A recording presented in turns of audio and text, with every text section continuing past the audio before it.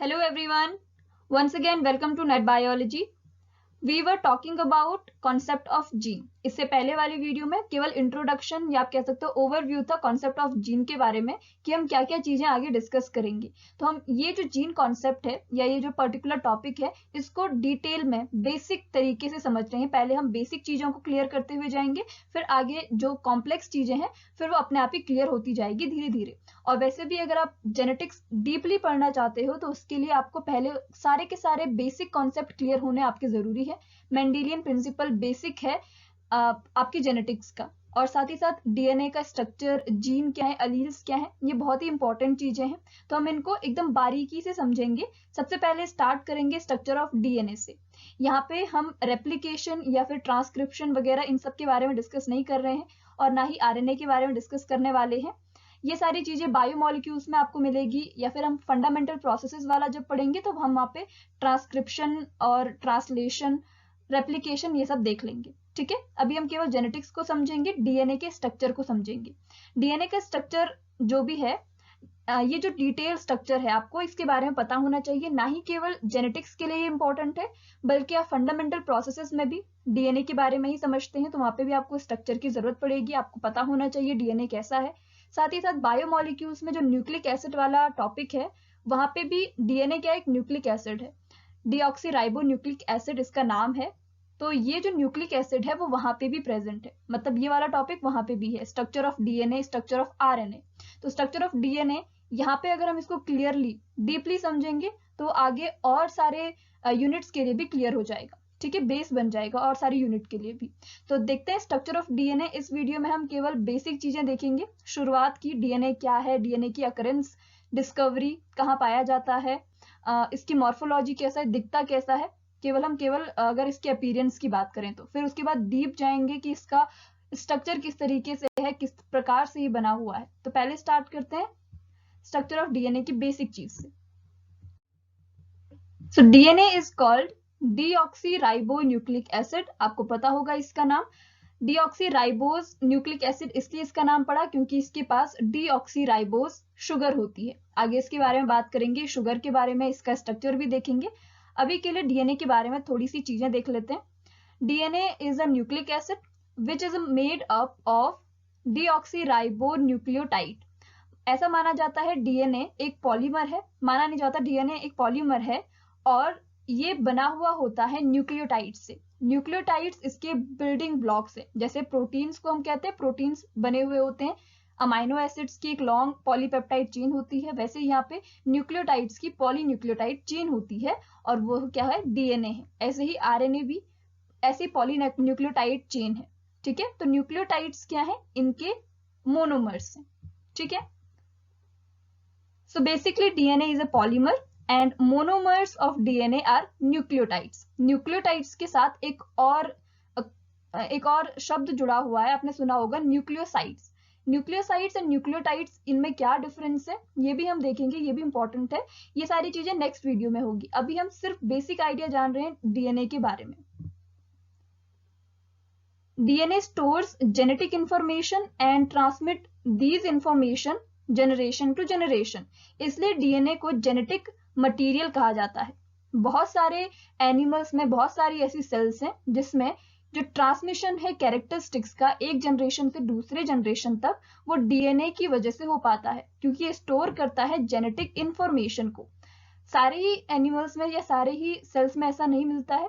कुछ ऐसे ऑर्गेनिज्म भी होते हैं जिनमें डीएनए की जगह आरएनए जेनेटिक मटेरियल होता है। ठीक है, तो ये एक्सेप्शन है, लेकिन ज्यादातर ऐसे हैं जिनमें डीएनए ही क्या होता है, जेनेटिक मटेरियल होता है और वो ट्रांसमिशन करता है किसी भी कैरेक्टरिस्टिक्स को एक जनरेशन से दूसरे जनरेशन तक। It has the ability to replicate and duplicate itself, और इसी को क्या कहते हैं हम, डीएनए रेप्लिकेशन कहते हैं। यहाँ पे नहीं पढ़ेंगे क्योंकि वो बहुत लंबी प्रोसेस है, लेकिन इसका मतलब क्या होता है कि एक डीएनए से, मान लीजिए एक डीएनए है, डबल हेलिक्स स्ट्रक्चर होता है, ऐसे एक डीएनए है, इससे एग्जैक्ट इसी की तरह एक सेम कॉपी बनना। ठीक है, तो ये क्या कहलाता है, डीएनए रेप्लिकेशन कहलाता है या डीएनए डुप्लीकेशन कहलाता है। डीएनए अपनी ही एग्जैक्ट कॉपी बना सकता है ताकि जनरेशन टू जनरेशन ये क्या हो सके, ट्रांसमिट हो सके। It also develops mutations and responsible for variations. Next is discovery of DNA. DNA की खोज किस तरीके से हुई? सबसे पहले न्यूक्लिक एसिड्स की खोज हुई. न्यूक्लिक एसिड को आइसोलेट किया गया फ्रॉम पस सेल बाय फ्रेडरिक मीशर. ये एक साइंटिस्ट हैं जिन्होंने सबसे पहले पस सेल्स में न्यूक्लिक एसिड की खोज की थी और इन्होंने नाम दिया न्यूक्लिन, क्योंकि ये न्यूक्लियस के अंदर मिल रहे थे, न्यूक्लियस के अंदर प्रेजेंट थे, सेल के न्यूक्लियस के अंदर, इसलिए इनको न्यूक्लिन नाम दिया इन्होंने. इसके बाद Richard Altmann renamed nuclein as a nucleic acid because it has acidic nature. DNA के पास एसिडिक नेचर होता है. ये हम देखेंगे कि किस एसिडिक नेचर क्यों है इसका. एसिडिक नेचर होने की वजह से उन्होंने इस न्यूक्लिन को, जो न्यूक्लिक एसिड मिले हुए थे, सबसे पहले उनका नाम न्यूक्लिन रखा गया. उसके बाद इनका नाम रीनेम किया गया न्यूक्लिक एसिड के रूप में, क्योंकि इनकी प्रॉपर्टी क्या थी, थोड़ी बहुत एसिडिक थी. और लास्ट में जो डीएनए है, डीएनए आरएनए दोनों ही न्यूक्लिक एसिड है, उसमें से जो डीएनए है इसका स्ट्रक्चर सबसे पहले दिया था James Watson and Francis Crick ने, जिसको हम पढ़ते हैं डबल हेलिकल स्ट्रक्चर होता है डीएनए का. वो सबसे पहले किसने दिया? वॉटसन एंड क्रिक ने. तो इस तरीके से डीएनए की डिस्कवरी हुई. फिर जेनेटिक मटेरियल है डीएनए या फिर नहीं है, इसके लिए अलग अलग साइंटिस्ट ने अलग अलग एक्सपेरिमेंट्स किए और फिर तब ये लास्ट में प्रूव किया कि डीएनए जेनेटिक मटेरियल है, वो अलग चीज है. ठीक है, तो यहाँ पे ये डिस्कवरी अबाउट डीएनए, हम केवल डीएनए पढ़ रहे हैं अभी. ठीक है, अब है अकरेंस. अकरेंस का मतलब डीएनए कहाँ कहाँ प्रेजेंट होता है in case of prokaryotic cells और in case of eukaryotic cells. जो प्रोकैरियोटिक सेल्स होती है वो प्राइमरी सेल्स है जिनके पास मेम्ब्रेन बाउंड स्ट्रक्चर्स प्रेजेंट नहीं है, ऑर्गेनेल्स प्रेजेंट नहीं है, या फिर न्यूक्लियर मेम्ब्रेन इनमें प्रेजेंट नहीं होती है. सब चीज साइटोप्लाज्म में ऐसे ही एम्बेडेड होती है साइटोप्लाज्म में. तो यहाँ पे जो डीएनए है वो भी एम्बेडेड कहाँ है? In prokaryotic cell it is का मतलब है DNA is embedded in cytoplasm and called nucleoid. यहाँ पे जो डीएनए प्रेजेंट होता है उसका एक स्पेशल नेम है, उसे कहते हैं न्यूक्लियोइड. और इस न्यूक्लियोइड के अलावा भी इनके पास एक्स्ट्रा क्रोमोसोमल डीएनए प्रेजेंट होता है और इन डीएनए सेगमेंट्स को, मतलब साइटोप्लाज्म में इस न्यूक्लियोइड के अलावा और सेगमेंट्स भी डीएनए के प्रेजेंट होंगे और वो भी एम्बेडेड होंगे साइटोप्लाज्म में और उनको कहते हैं प्लाज्मिड्स. तो इसके पास दो टाइप का डीएनए है, न्यूक्लियोइड एंड प्लाज्मिड. किसके केस में? प्रोकैरियोटिक सेल्स, मतलब बैक्टीरियल सेल्स जो होती हैं वो प्रोकैरियोटिक सेल्स हैं.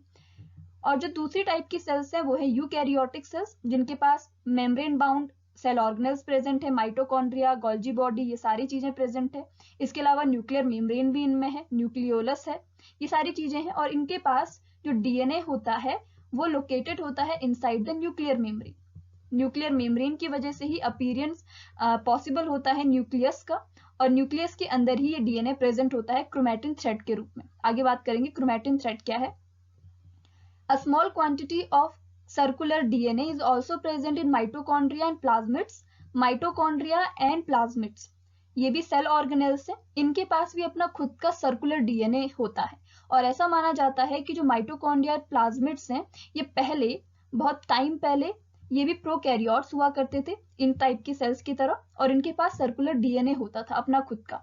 फिर उसके बाद कोई यूकैरियोटिक सेल ने इनको इनगल्फ कर दिया, एंडोसाइटोसिस प्रोसेस इसे कहते हैं, और इस टाइप के रिलेशनशिप को एंडोसिम्बायोसिस कहते हैं. मतलब दो ऑर्गेनेल्स या दो ऑर्गेनिज्म एक दूसरे के साथ एक सिम्बायोसिस टाइप का रिलेशनशिप बना रहे हैं, तो इसको एंडोसिम्बायोसिस कह रहे हैं. मतलब एक ऑर्गेनिज्म दूसरे ऑर्गेनिज्म के अंदर रह रहा है.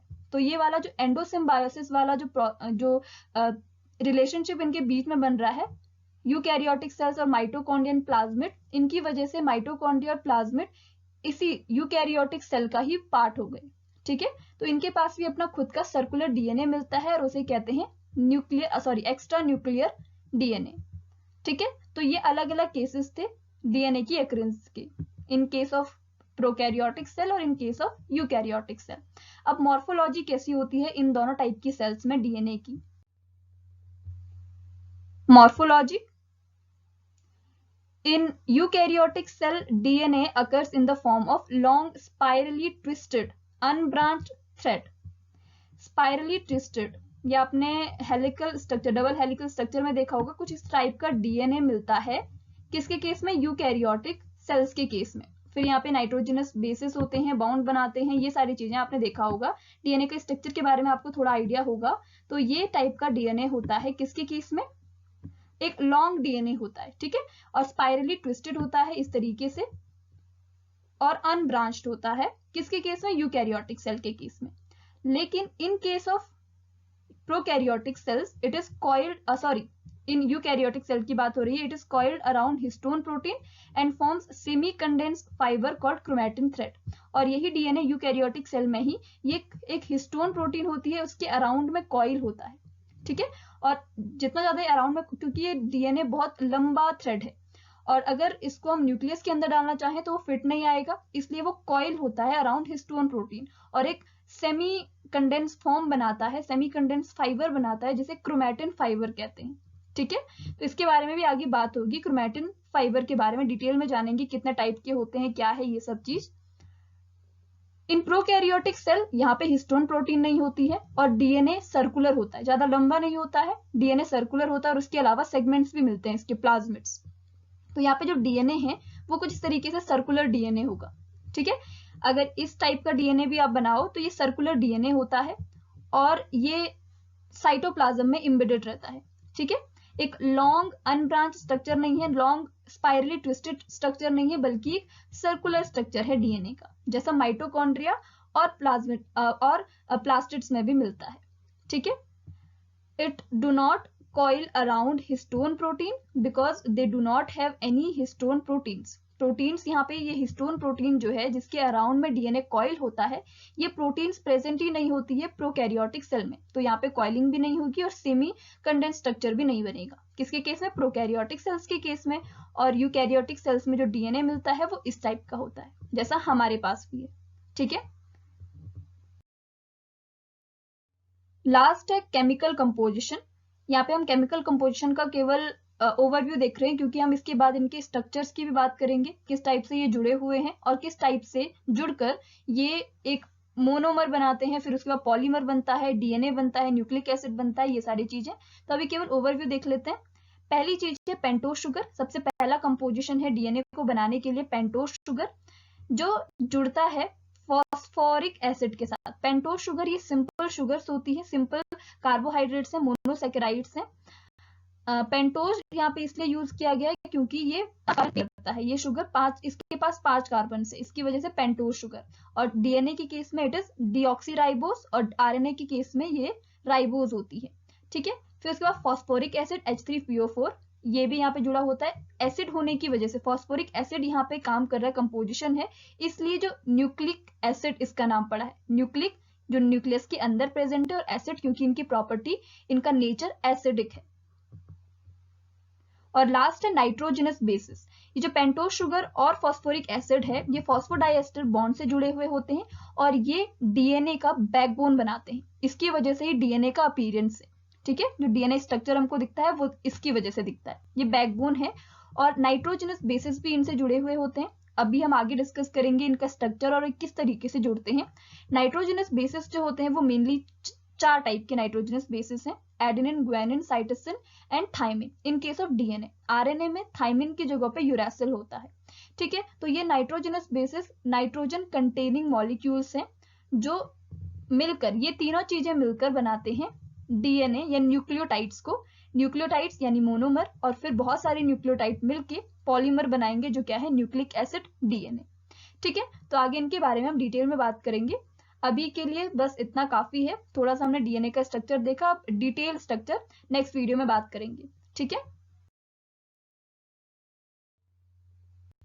Thank you so much.